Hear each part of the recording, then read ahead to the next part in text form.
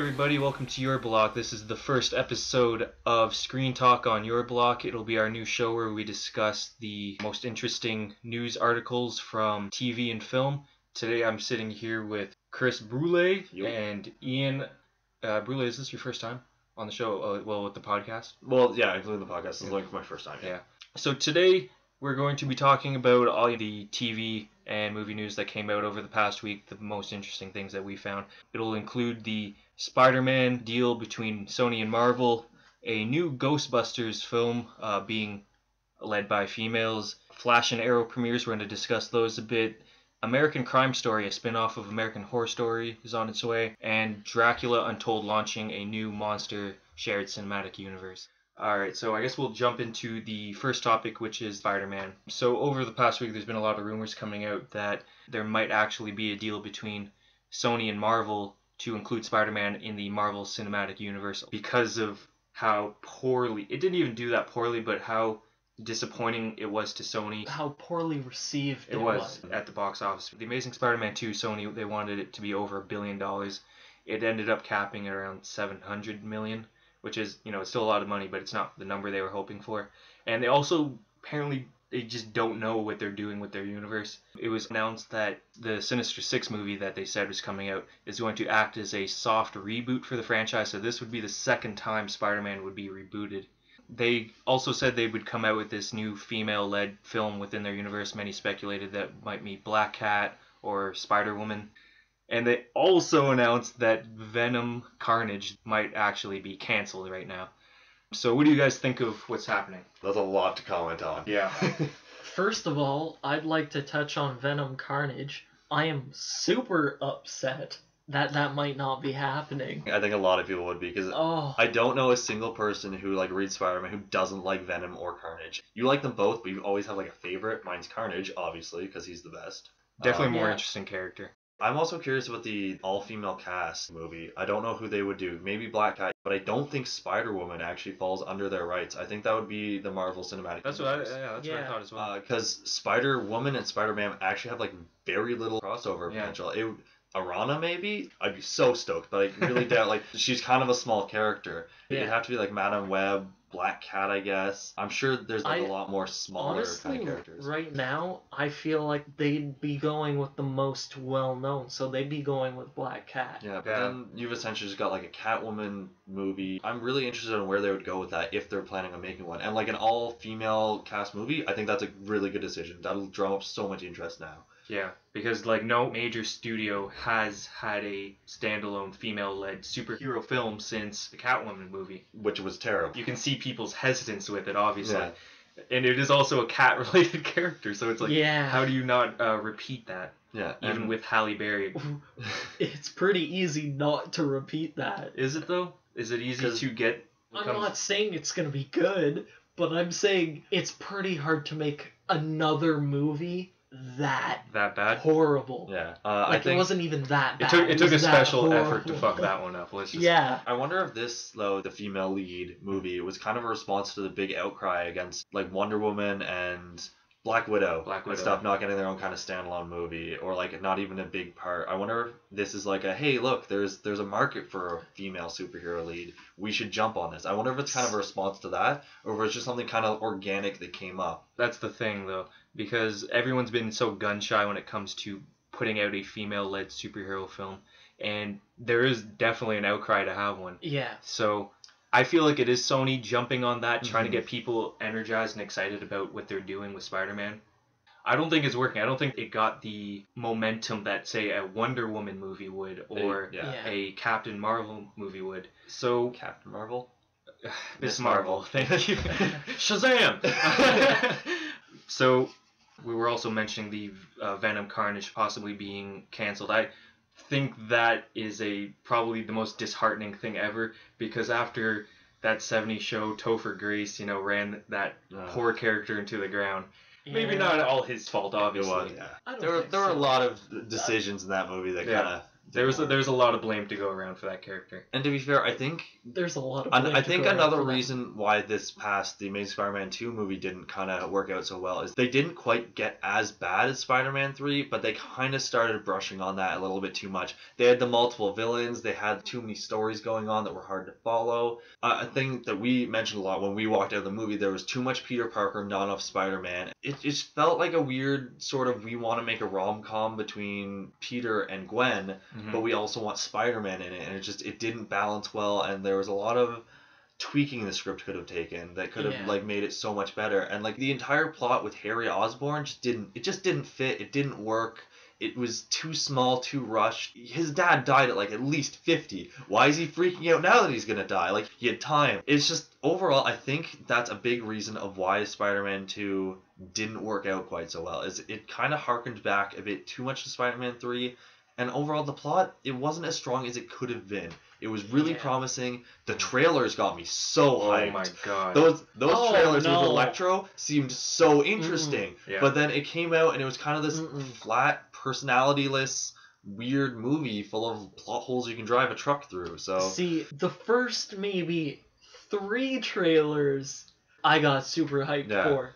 Then came 6, 7, 8, then a TV spot, trailer before the movies, and then now it's just getting overhyped and it's stupid. To be fair, it's getting stupid. To be fair, I only saw 3, but if I can segue slightly, The Flash actually suffered really badly from that too. They had a TV spot, I watched it, it was the whole episode essentially.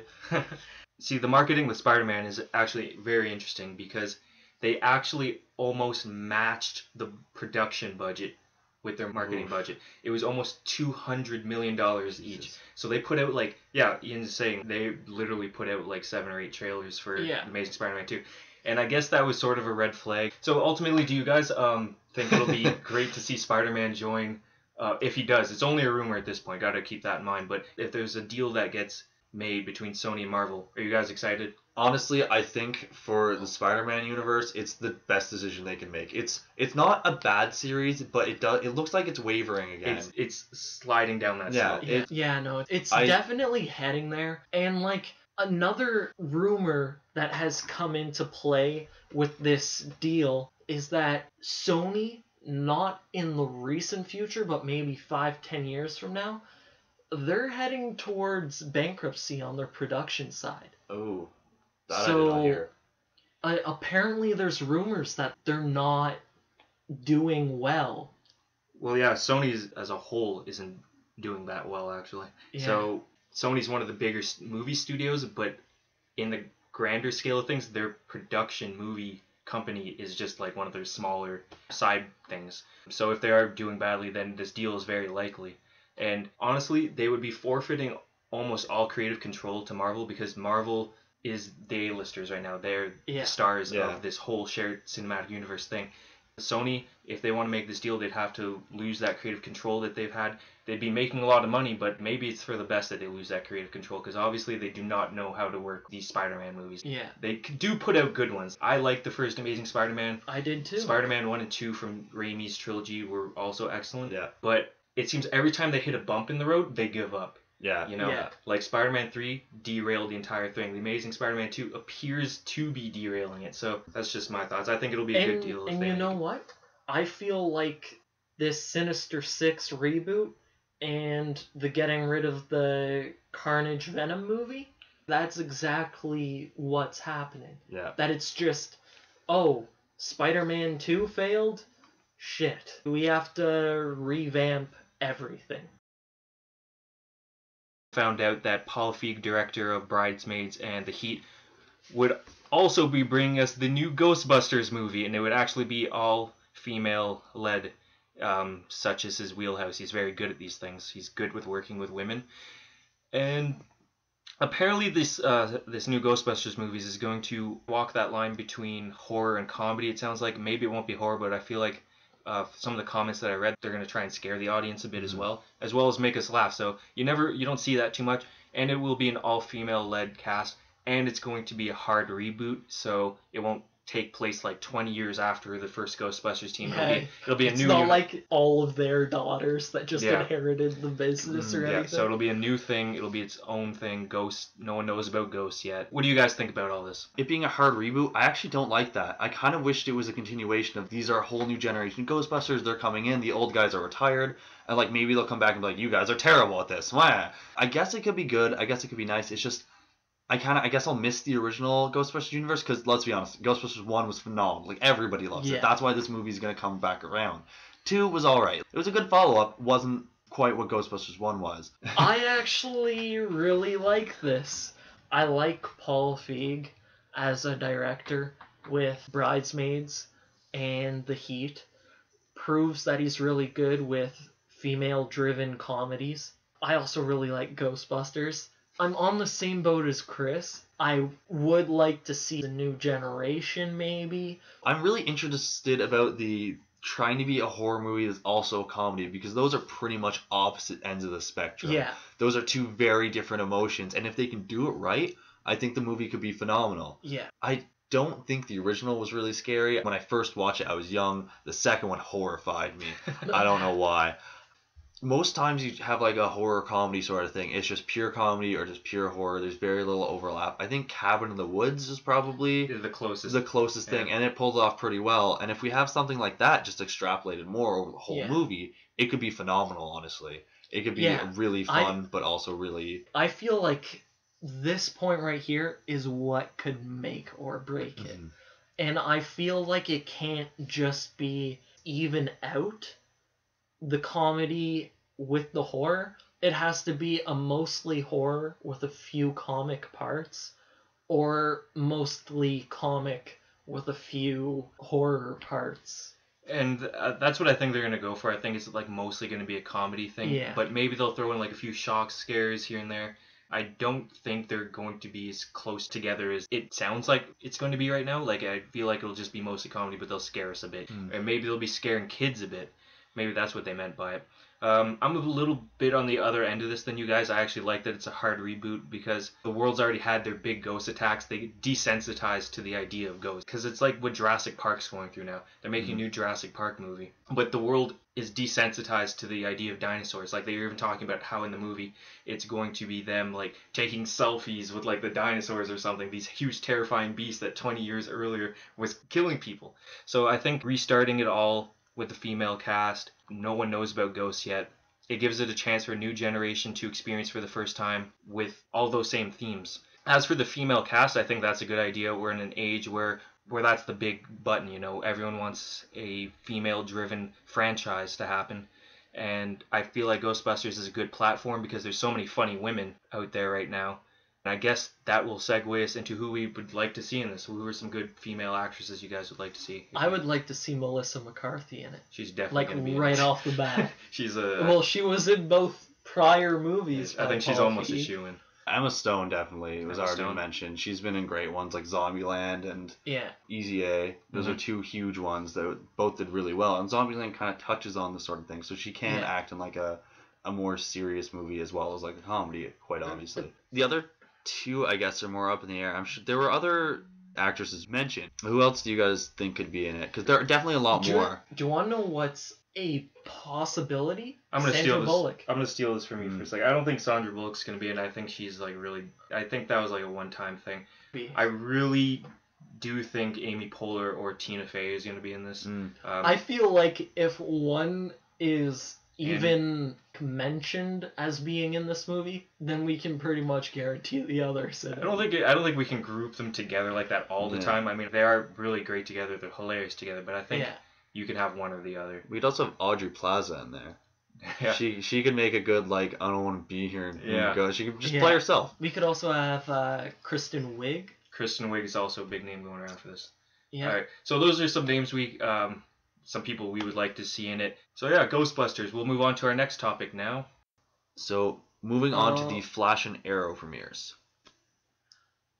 Oh boy. Okay, so Who wants to start this one? I guess this one's purely an opinion piece on what we thought. Yeah. So who wants to start? Should I start? Should you start? You know what? I'll start. We'll start with the Flash premiere. Why not? Chronological. Started on Tuesday. Arrow's Wednesday. Flash, I actually thought was, for a premiere, a pretty good episode. I feel like it introduces to a lot of interesting characters who can play some crucial roles later on. Grant Gustin as Barry Allen I thought was excellent. One thing I didn't like about this episode actually was the flashback scene with Barry Allen's mother dying. It was the anti-Flash, like, come on. It was, yeah, Professor Zoom, was it? Yep. And I didn't like how obvious they made that. Obviously, to hardcore fans, it would be very obvious, but, like, I don't know. I guess to me as a fan, I didn't like that. Other things I did like about the show, though, is I thought the antagonist was pretty interesting. I like how there might be other metahumans out there. To sum up in a quick little recap, that's what I thought about The Flash. Okay, so I think I'm sitting on the opposite side of the fence here. I did like it. I didn't think it was terrible, but there was a lot to it I did not like quite as much. I think the pacing was a little bit off. I think the script pacing was, it really wasn't good. It felt really rushed. It felt really, they just had to shove in as many elements as possible. And, like, it didn't feel fresh or new or interesting. It felt like a rehash of everything I've seen before. Mm-hmm. You have the two scientist characters who honestly reminds me of Agents of S.H.I.E.L.D., the two scientists there. You've always got the two scientists. The guy in the wheelchair who at the end stands up and he's ominous, and I could tell he was going to kind of become an antagonist. It didn't surprise me much. Officer Pretty Boy now dating Iris, not a surprise to me either. Like, all of this just felt weird and rushed, and the conversation with Oliver Queen on top of the building felt like it didn't belong in the first episode. It felt like it should have been something a little bit later. Maybe going across being like, hey, this happened, what do I do? And he's like, you're a good guy, do something good with it, but be careful. Like, it would have been a good starting point. But then later being like, giving a speech about like, you can inspire people, whatever. This is a really weird gut call for you, Oliver, especially considering the events that go on in your Arrow episode. It's really weird gut call, like, you can inspire people, like I can't. You met this guy like 3 times and didn't really like him in your continuity. You grew to appreciate him, but like it felt weird and forced, and like a, hey, look, we've got a joint show going on. Here's the character you really like in this new show we really want you to like. But what I did like was the effects were good for like a TV show. The entire budget they saved on Arrow went to The Flash, and like it looked good. It's really promising. I did like a lot of things. The casting was great. Like every person could play their character pretty well. It's just the pacing and the script and like everything just felt a little bit too rusty, and with the Arrow already being established as being a decent show, I thought it would carry over sort of the experience that the other show had already. I think you might actually be changing my mind on a few... No, not changing my mind, but I definitely agree with you more than I thought I did before. I agree with your points on pacing. But that scene on the rooftop with Oliver Queen, it definitely had to happen in the first episode ultimately, because you got to let audiences know that these things are together. But honestly, I feel like it should have happened after something more significant happened, like something more threatening, I guess. Ian, what are your thoughts on The Flash? I thought it was good. Overall, I thought it was good. Pacing was a little hectic. Casting was great. Effects were great. I don't like that there's already a person who knows his identity. Yeah, that was something I was a little bit annoyed about. But I guess it kind of subverts the entire, oh no, I have to hide my identity from everyone thing, which I guess is a fresh step. It'll build something new. I don't like that there's no mystery on who killed his mother, / no mystery on who it is. But for general audiences who don't know, like, comic book characters, that it is still sort of a mystery to them. But like for us at this point, it's like, okay, we know now. Sorry, can I interject really quickly on how much I didn't like it that they arrested his dad instantly? Was there not an investigation? I'm sure there's plenty of proof out there that the dad did not kill them all. Yeah. Like, they just showed up, you're the killer, get out of here. And like, the police officer, who I'm sure was friends with the family, just instantly is like, your dad's evil. And that whole conversation about the, I never asked anything from you, just be in reality, just felt really weird, forced. And the police officer just felt like an asshole in that scene. Like, he didn't feel like a caring sort of I'm your surrogate father character. He felt like a you fucking kid, you're so ungrateful, shut up scene. Okay. That's what I kind of mean by the script writing. Like, it had a lot of promise. I just think it just needed a little bit more polish, and it would have been a phenomenal premiere. And I'm sort of a bit on the opposite end when it comes to the script. I thought this script was actually pretty emotional, but I thought, like, I was watching this, maybe I'm desensitized to it now.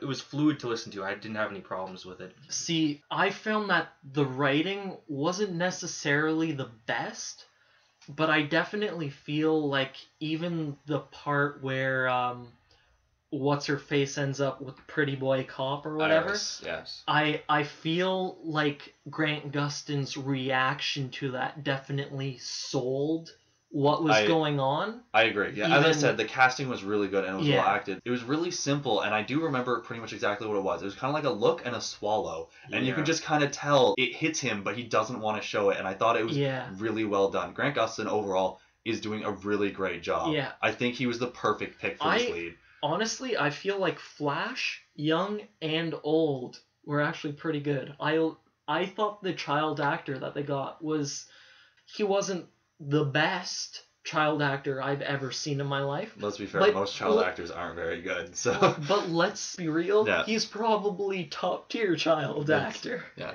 And you guys mentioned the special effects. They obviously had a pilot budget on this episode. There was a lot of special effects. These were movie quality special effects being thrown around. Maybe a little less so, but they were very well done, I thought. Ian, want to say one more thing? On the special effects note, I found that the murder of his mother, I thought that the special effects weren't as good in just that scene. All right. Do you guys want to move on to Arrow now, or anything else to say on Flash? I think we've sapped Flash out. We've talked about Flash now. Almost completely forgot we were meant to talk about Arrow. We have to talk about Arrow still. That's why I only kept this till around 7 minutes. All right, so Arrow. Who wants to start off Arrow? I guess we can. Oh, you want to start? Go for it. You want to start Arrow? I want to start off Arrow with, wow, disappointing compared to the last 2 seasons. It was just not that great at all. And this is the perfect example of how to not start a season with this new love interest that feels absolutely forced. And like, it feels forced into it in the first 5 minutes, and then like 30 minutes into the episode you're like, oh, and now it doesn't work out? What the fuck was the point of that? Okay, yeah, what was the point? I agree with you 100% on that. The whole thing with Felicity was absolute garbage, because you're setting up Arrow to become more like of a human person. He wants to accept these new relationships into his life, and it's like, okay, good to see, we're going to see some of that development, and then it cuts it right off. It's like, no, I can't do that, I have to be Arrow, that's the man I must be.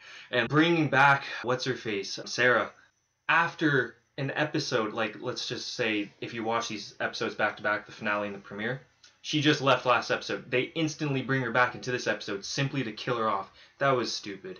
The whole argument between Diggle and Arrow, I actually thought was pretty good. I liked that. Yeah. I thought there was a lot of emotion and drama there that was actually That's one of the things that I did like. I like the Diggle subplot to this episode. I really didn't like anything else until they killed Sarah. That's just because you hate Sarah, isn't it? I hate the actress. I hate her goddamn pouty lips. And, like, it's also a fact of, like, everyone who knows anything about Green Arrow knows that Laurel is the Black Canary. That's actually, after her sister dies, being the Black Canary. That's actually something I was going to mention about The Flash, but I forgot about, is the romantic tie-ins in these series, you know, are going to go nowhere because they don't fit. You know that Barry's going to end up with Iris at some point, and that's who he ends up with, like, permanently, sort of thing. You know Oliver's going to end up with fucking Laurel Lance. I'm sorry, she's the worst part of the show sometimes. It's not the actress, it's just the character. Yeah. The character and like her addiction subplot was my least favorite part of any season. That was bullshit, but Thea is the worst goddamn character. Really? Which is so weird because Thea was the best until last season where they made her a whiny, pouty Mike James. Yeah, I agree. Another thing that made no sense from the last episode to this one, like the finale to this one. So I liked this episode, then you guys mentioned this and I realized how much I didn't. Thea left because her family lied to her and was terrible, blah, blah, blah. She's leaving, dropping all connections. and then she's texting them at the start of this episode. Was the actress just leaving or something? It just didn't make sense to me. Like, why? And you're right, the romantic interest between Felicity and Oliver was pretty awful. I think they could have teased with it a little bit more, because there are plenty of people out there who wanted Felicity and Oliver together. Right. We know it's not going to happen to people, but you wanted it because obviously Felicity's the best female character in the series right now.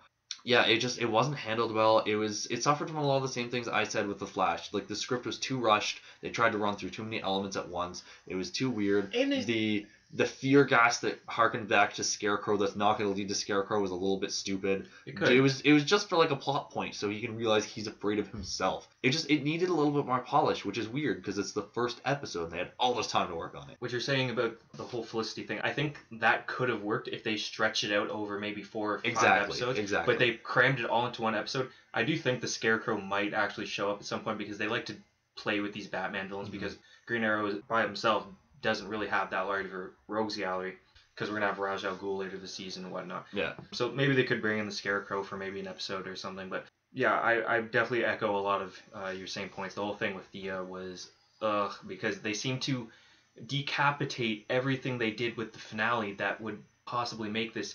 Like, why not just bring the mom back from the dead at this point? You know what? With Ra's al Ghul coming back in, I would not be surprised if she did. Oh my god. I swear to God, if we call this and she comes back to life, I'm going to write a very strongly worded letter.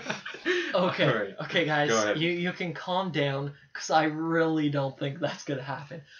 But I do feel like the script for this episode was way too rushed for not just for a first episode, but a first episode of the 3rd season. Yeah, exactly. So it's just like, is this series snowballing out of control? I'm worried after this episode. To be absolutely fair, though, my relationship with Arrow has been very tumultuous. It's had some really great episodes, really great moments, really great plot points here and there. Yeah. But it's also had terrible ones, and we won't forget, like, Laurel's addiction subplot that no one cared about because no one gives a shit about Laurel.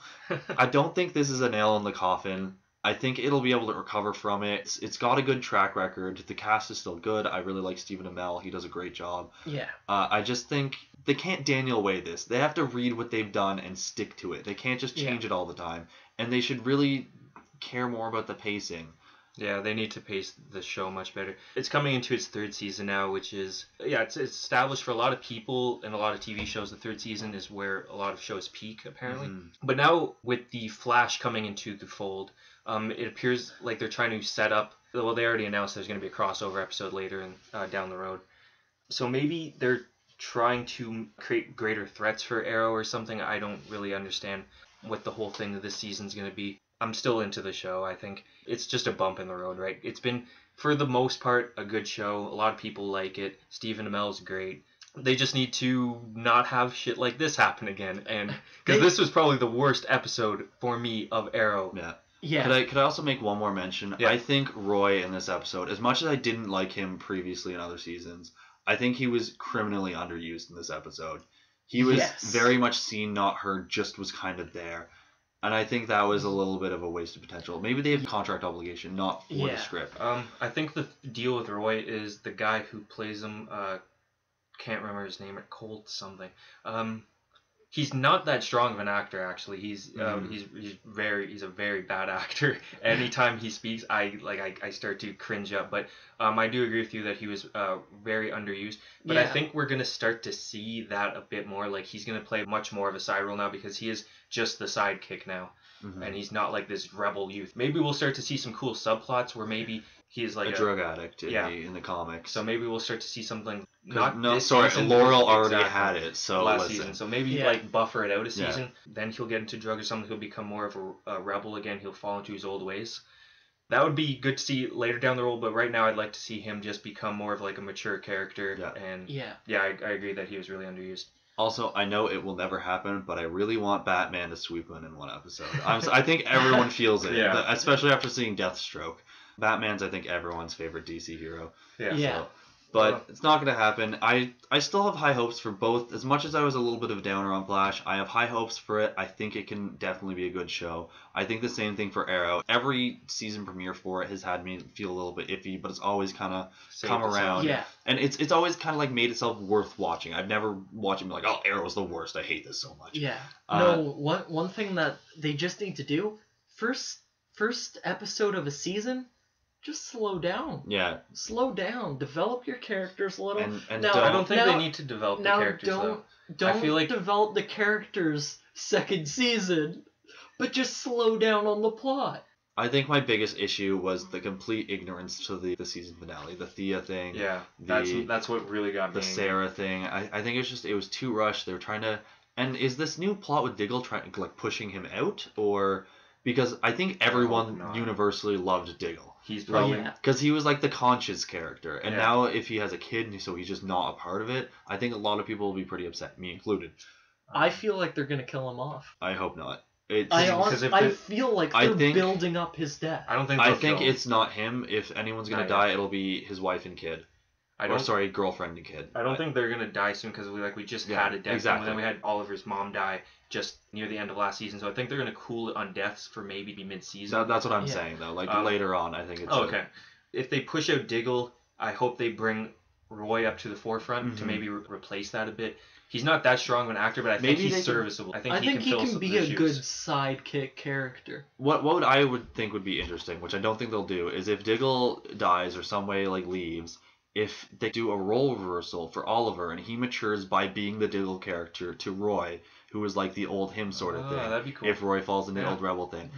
You could kind of see it from the Diggle perspective instead of the Oliver perspective, which I think would be really cool if handled well. But again, as I said, I've had a tumultuous relationship with this series. We'll see how it goes. We'll see how the writers want to treat it. I feel like that is actually a really good idea. I would like to see that. Also, I feel like now that Laurel, she knows who the Arrow is, so she can just go to him for combat training. We know she becomes the Black Canary. Well, if you've read the comic. Yeah, it has been shown she does have some self-defense skills, so I think that's already kind of there. My question is, Black Canary can do like a sonic scream, right? Are they going to give her that? They actually already gave her that in the show. She had like this sonic bomb. Oh, right. And so she doesn't actually develop the scream. She just uses that. But she could later on because they've already introduced the metahumans into the universe now. So I guess she could have some something happen to her and then she develops that. Yeah. Any final thoughts on Arrow before we... I feel like Thea and Laurel gonna become tolerable to good characters by the end of this season or next. Well, Thea might be pushed out. But yeah, final thoughts.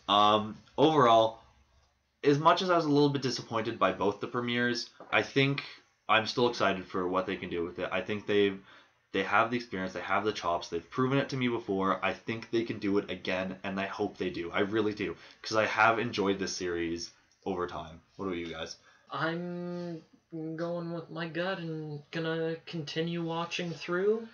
Yeah. And hopefully it pays out. I'm going to continue watching as well. Maybe this will, just a rumor, but it'll culminate in its own television Justice League. It seems like that's what's going to happen. To, where you're going to have Arrow, Flash, Batman. Well, I guess Superman TV series have happened, so. I don't feel like they're going to bring them in. I don't think they're going to bring in just like the Batman or Superman. I think they're going to create their own Justice League for television. The A- characters? Yeah, it's like how Marvel brought Captain America and Iron Man up from B-list characters. Now they're A-listers. I feel they were A-listers in the Avengers to begin with. But in the comics, but I mean in public's attention. Oh, yeah. That's what I'm saying. Yeah. Real question, though. Do you think Aquaman will be in it?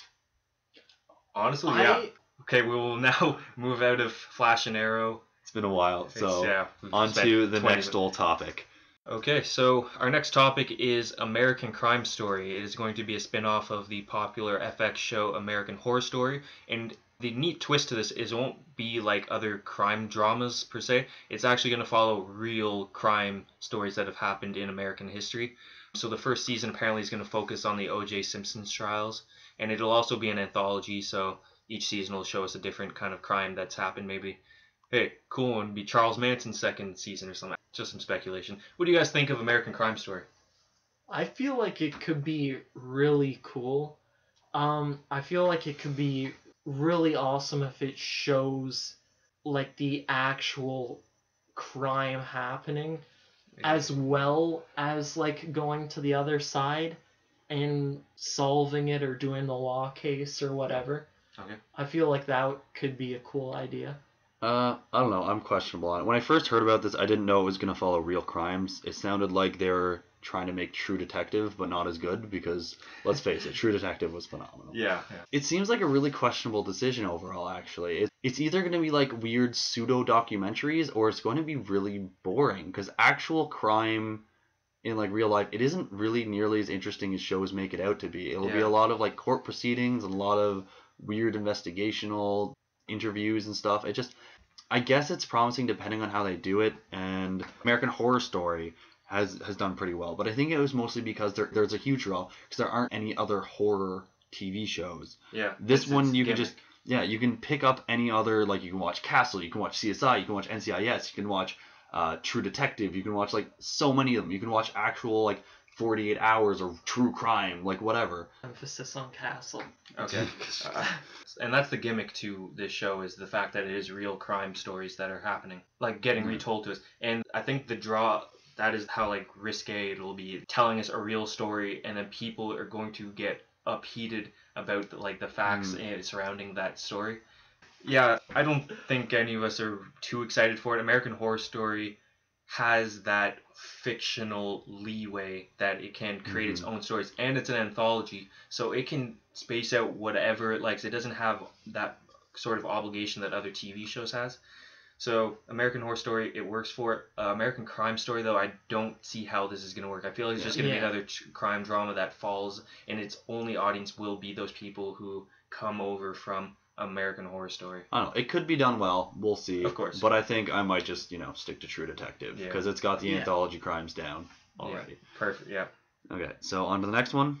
Okay, and our final topic of the day is Dracula Untold launching its own cinematic universe. Many months ago, it was announced that Universal would be creating its own shared cinematic universe, because that's the big thing in Hollywood right now. That's the hot topic, is cinematic universes. Thanks, Marvel. Anyways, since Universal does not have many superhero properties of their own, I think they have like half of Namor, but they're sharing it with Marvel. And in lieu of having their own superheroes, they decided to make their own universe out of something they have an abundance of, which is classic movie monsters. Many speculated whether or not this new Dracula Untold movie would be the launching pad for this shared cinematic universe, and it appears that it is. So how do you guys feel about a shared cinematic universe of monsters? I think that could be really cool, honestly. I don't know how well it could do with really serious movies sort of thing. I guess they could work with it. But I don't know if Dracula Untold will launch it. It looks very obviously like a standalone movie. Dracula looks way too strong to be a shared monster movie. Like, what's Frankenstein gonna do? Run up at him and then get fucking devoured by that? It's like, there's not much... I'm excited for Dracula Untold, but it doesn't look like it'd be a very great unless they find a way to nerf Dracula, of course. Yeah.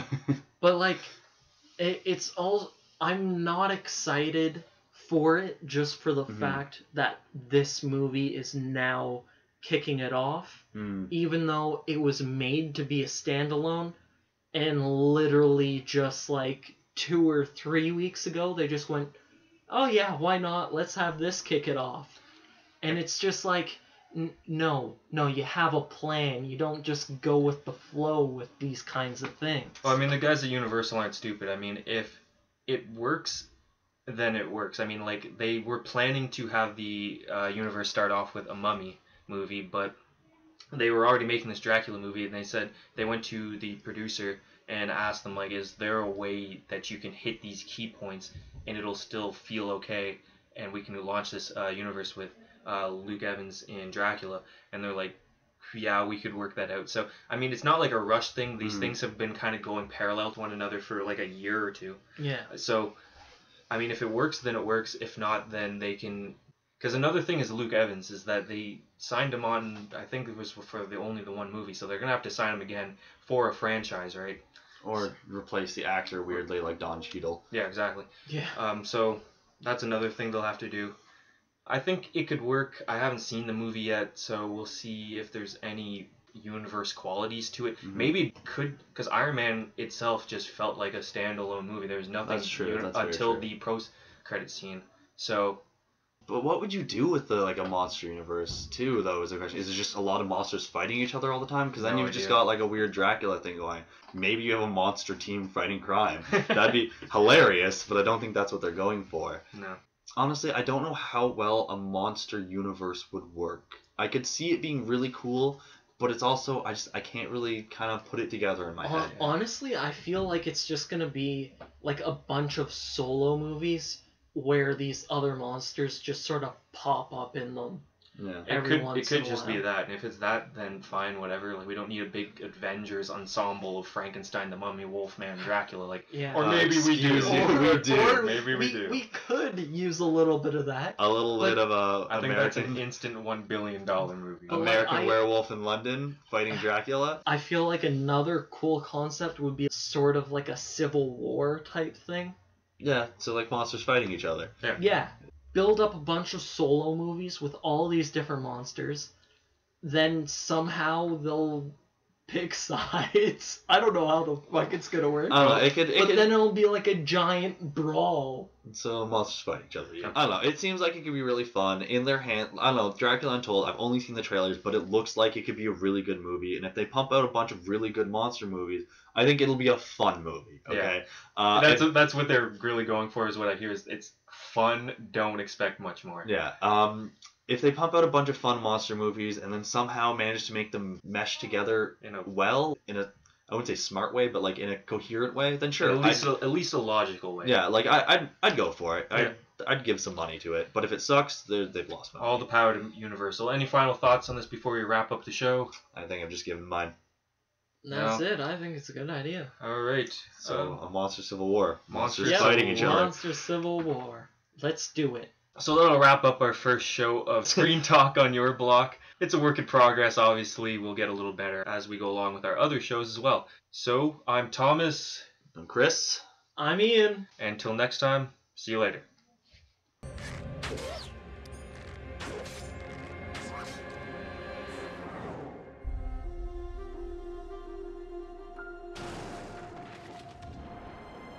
Thanks.